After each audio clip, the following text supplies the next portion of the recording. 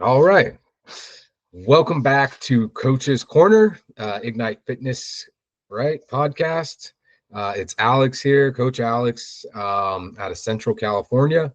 And today we're diving deep into a topic that everyone has an opinion on: fad diets. Whether you've tried one yourself, know someone who swears by one, or just curious about their impact, today we're breaking down the benefits, the drawbacks, and real world applications of some of the most popular diet trends, right? So joining me today, we have one of our coaches, again, in Coach's Corner. We have coaches all over the nation, in fact, the world. We have them in the UK, Canada, all over. And they jump in. They're all part of the Ignite Fitness platform. And they are experts at their own crafts and always learning, always growing, right? So today, joining us, we have Coach Bryce as well as Coach Ashlyn. Coach Bryce is out of Arizona. Coach Ashlyn originally from Utah. So thank you guys for being here. Yeah, thank you for having me, Alex. I love this. I think there's a ton of misinformation on this topic. I know I've got some experience on guiding people through low carb diets and things like that. So I'm excited to get into it. Right on. Thanks, Coach Bryce. How about Coach Ashlyn? Thank you so much for being here. Thank you for having me, Alex. I am excited to be a part of this topic as I am one that experiences chronic illness, and attempting some bad diets myself has put me under some stress that I didn't necessarily think was needed. So I'm excited to be here to help break all that down today. Awesome. Thanks, Ashlyn, for being here. I really appreciate it. So let's jump right into it, guys. Right. So we're going to really define what is a fad diet, right? So let's start with the simple question. What exactly is a fad diet? While there's no single definition, a diet is usually considered a fad when it promises quick results. It often eliminates entire food groups and gains massive popularity in a short time, only to fade away just as fast, right? So we see those all the time out there. Things pop up, they fade away super fast. It happens, right? So yeah, what do you think, Bryce? Definitely, I agree. When we're looking at fad diets, we see they usually fall into a few categories here. We've got low carb diets like Keto, Atkins, carnivore diets. We've got low fat diets like the 90s era fat-free craze. We've got fasting-based diets, primarily intermittent fasting or one meal a day.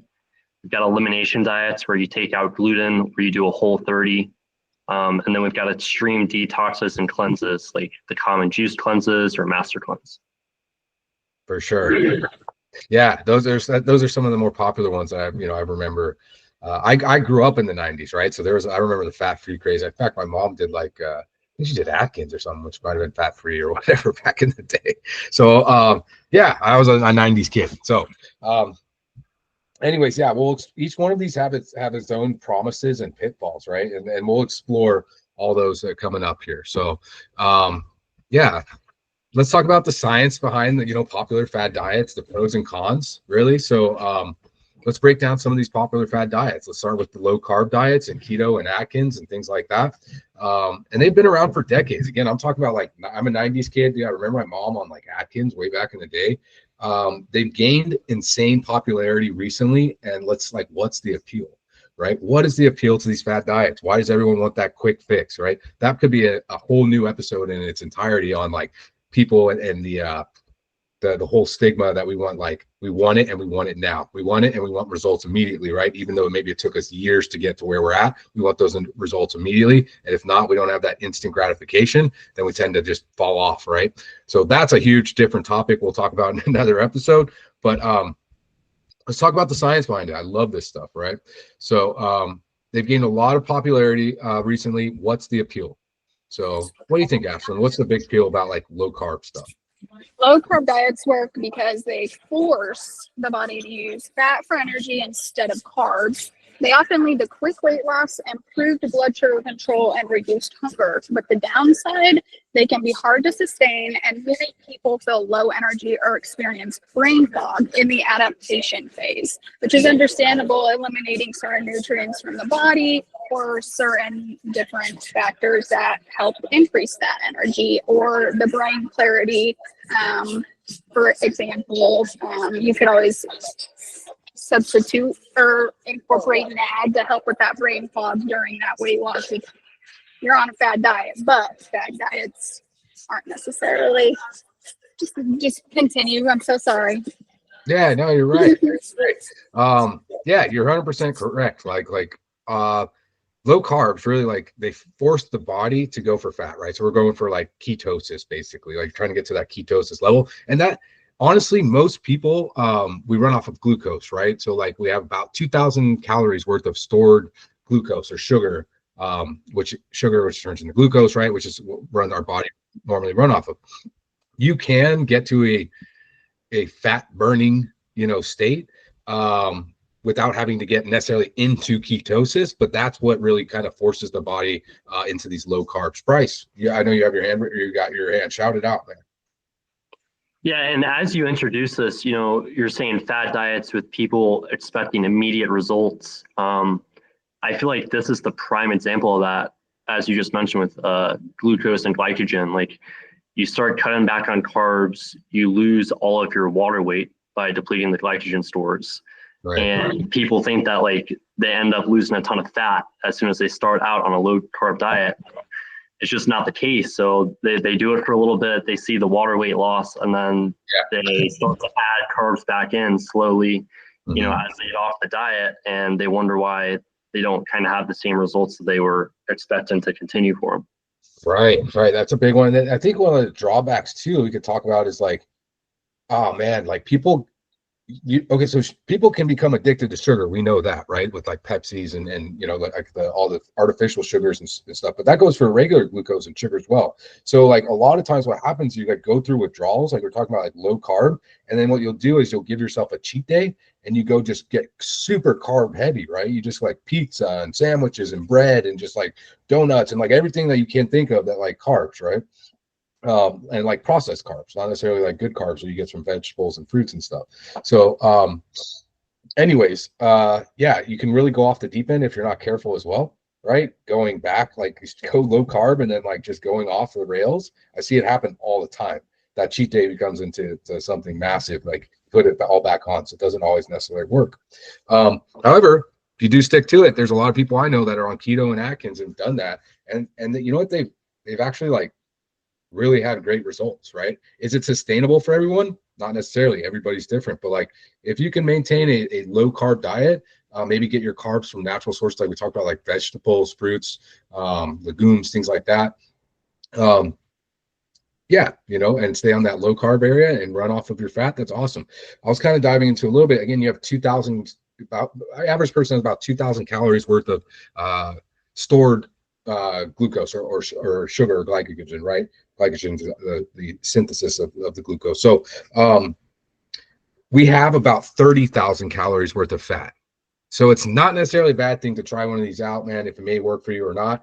You can run off your fat. We can run off of fat for a very long time. That is what our body stores in case of emergency to keep us from starving, right? So like we're no longer hunter-gatherers. Not many of us aren't, rather. I shouldn't say no, we aren't in the entirety, but really our society set up where we can go get the quick fix, get the fast food, get our food from the grocery store. We don't have to kill anything. We just fry it up. We cook it up and it's there, right?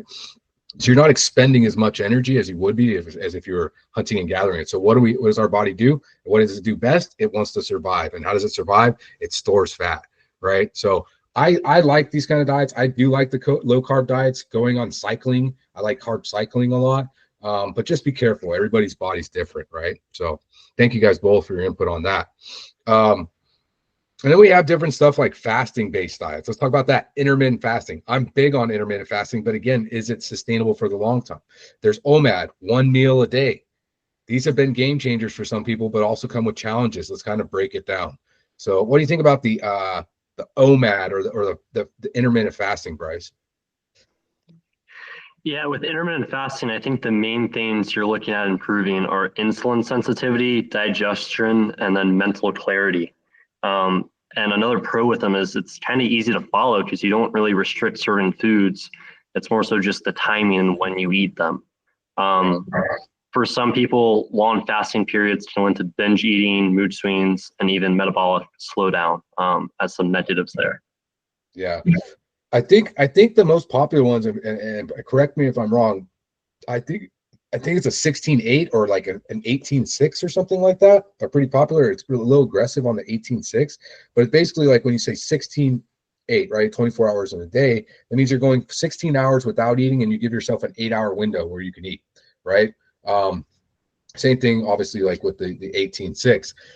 So you have 6 hours. So let's say you start, you break your fast, you have breakfast, breaking your fast at 10 a.m. That means that you have until 4 p.m. to eat, right? So you're going to eat between 10 a.m. and 4 p.m. and then you are done. That's that 18-6. So rather aggressive. But really what that does is it's like when you eat, you spike that glycogen that we're talking about, or spike that glucose levels that we're talking about. And then they deplete, they slowly deplete over time. So if you're starving them, you're going to go into that state where like, hey man, you're going to run off reserves, right? So it's very interesting. These diets are very interesting and can be very beneficial, but people tend to get hangry. You guys have heard that phrase before. It's a real thing, right? You get we're talking about mental clarity, fogginess. When you're used to eating a certain way and you're hungry and you don't allow yourself to do that, yeah, you could have mood swings. You can end up doing binge eating, and then there isn't even a metabolic slowdown possibly, right? Because as you're eating, there's a big thing out there: eat more, move more, burn more, right? I'm really a big, large person that believes in that. The more you eat, the more energy you have, and the more you will move, and the more you move, right? So, yeah, when we kind of take away that energy, when we take away those food sources, we can get into that metabolic slowdown. So it's a little tricky. Right. Let's keep moving on because we got a lot to cover. Let's talk about detoxes and cleanses. There are some of the most controversial in the health space, right? So detoxes and cleanses. So what do you think about that? We're talking about like juice cleanses, master cleanses, detox teas. What do you think about that, Ashlyn?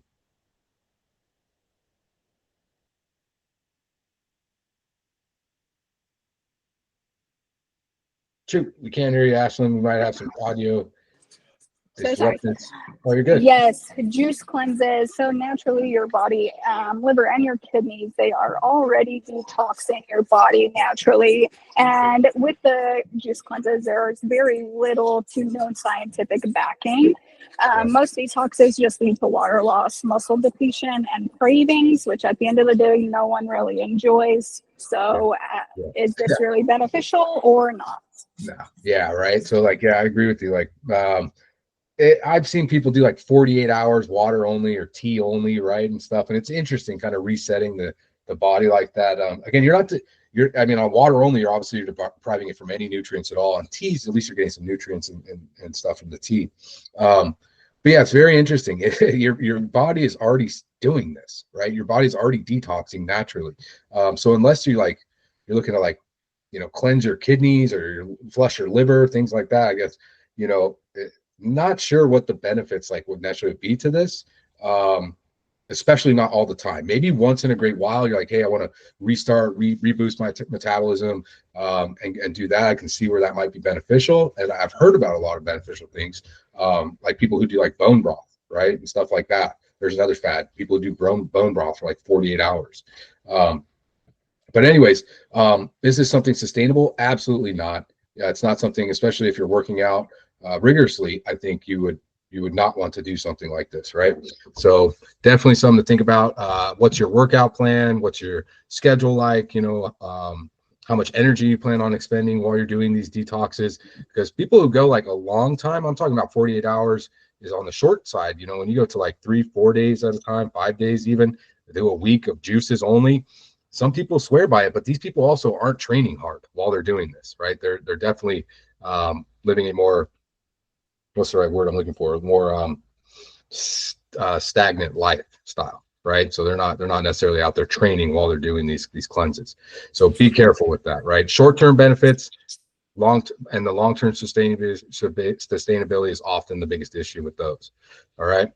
So let's talk about, we kind of like drilled on these a little bit and kind of debunked them in a sense. But let's talk about some real world application, right? So like we've covered, some of the good stuff and some of the bad and some of the misleading, but let's get to like what really works. If someone's listening right now, trying to figure out how to eat healthier, like what's our advice, right? So let's start with Ashlyn. Like what would be your advice for someone who's looking to eat healthier and kind of have something that they can sustain? I think personally the best diet that is the one that you can stick to long term. What matches your needs, your wants, what's going to help you achieve your goals and where you want to be in the future. Eating whole unprocessed foods most of the time, prioritizing protein, fiber, and healthy fats, balancing meals to avoid extreme restrictions, drinking enough water, and focusing on overall lifestyle habits. Those are some of my recommendations that are going to be a little bit more beneficial, long-term, and sustainable.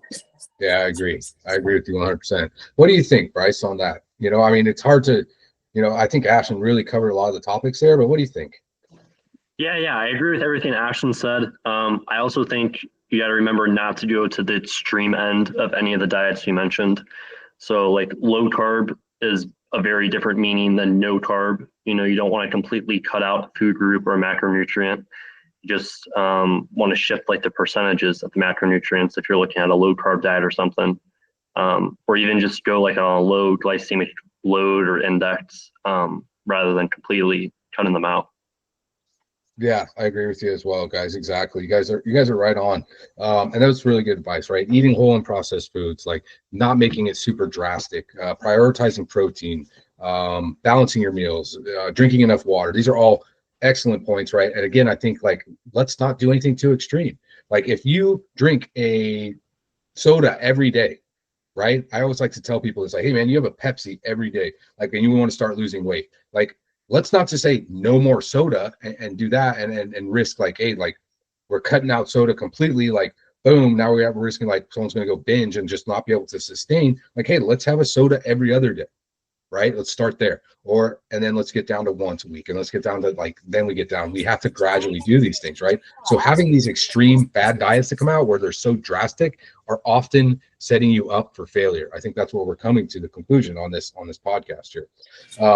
Small sustainable goals, I think, is the most realistic, even though looking at the future may bring things more clearly to you and what you need to do, but definitely agree with you on that one. Yeah, 100%, Ashton. Thanks. Yeah, it's just about, doing it in a balanced way, I think is a big thing, finding balance in our lives, right? So cool. All right, so let's go over this here. We'll ask some questions. We'll throw some you guys in the hot seat, we'll call it. So we've got some fad diets. Let's take a few questions here. So does keto ruin your metabolism if you stop? What do you think, Bryce? Yeah, I don't think it ruins anything. I think you're going to adapt to pretty much anything you throw at your body. Obviously, the principle to take away from that, though, is do everything gradually. So don't go from a strict keto diet to eating a ton of processed carbs. That's going to lead to a lot of water weight gain. So just transition gradually. Yeah, I agree. Okay, so let's let Ashlyn answer this one here, okay? What's the best diet for fat loss? Like I said above, the best diet is one you can stick to consistently. There's no one size fits all answer when it comes to any type of fat loss or diet. With a slight calorie deficit, enough protein, and balanced meals, that's something that can be stuck to a little bit more consistently than others. 100%. Thanks, guys. It's great advice for anybody listening to this, right? So again, talking about balanced meals, eating enough protein, slight calorie deficit if you're looking to lose weight. If you're on keto or looking to get on keto, like, if you get off of it, start eating processed carbs, you may gain a little bit of water weight, but your body's going to adjust, right? Transitioning gradually into that would be good. But I think our main thing is like what we can just take away balance, right? Reduce the processed foods. When you do fasting, do it strategically. Eat more protein. It's huge, right? Protein. We're going to maintain or gain muscle mass, and there's a direct correlation, and I kid you not, there's been scientific studies not only between like people's their grip strength and their longevity of life, as well as like the amount of muscle that they have on their body to a point, right? To a certain level, to be honest. But more muscle mass, longer longevity of life. very interesting, right? So continuing to eat protein, prioritize protein is very key, especially in our elderly population, where we start to lose muscle mass at a certain rate every year, which we could talk about, dive into on another episode as well. So yeah, encourage practical action. We're going to talk here that's a wrap pretty much today for our deep dive into fad diets. We covered what makes a diet a fad, the pros and cons of popular diet trends, and how to apply sustainable nutrition practices in real life. If you enjoyed this episode, share with a friend, and don't forget to subscribe. Next week, actually this Friday, we're going to be talking about programming, right? And progressive overloading, and when to use it and when to dial it back, right? So we'll talk a little bit about linear periodization as well as progressive overload. When are we going to dial that into our training, and when are we going to dial it back? So I really appreciate you guys being here. Stay tuned, tune in on Friday. We'll have another episode dropping. That would be Friday, 2/21/2025, right? Today is Wednesday, 2/19/2025. So yeah, thank you both, Bryce and Ashlyn, for being here. I really appreciate you guys and your wisdom, and I'm sure people are going to get a benefit out of this today. So yeah, thank you for having me. And with everything we said, just remember the best diet's the one that's going to work for you long term. Don't go to any extremes with any of it. Just try and implement little things here and there with them. Cool. Yeah, thank you, Bryce. And thank you, Ashlyn. Thank you for being here as well. Thank you so much, and thank y'all for listening to the Coach's Corner. Just remember, the best diet is the one that's going to make you happy long term, and what's going to work best for you long term. Everyone's a little bit different, and so find what works for you. Excellent. Thank you, guys. We'll catch you here soon.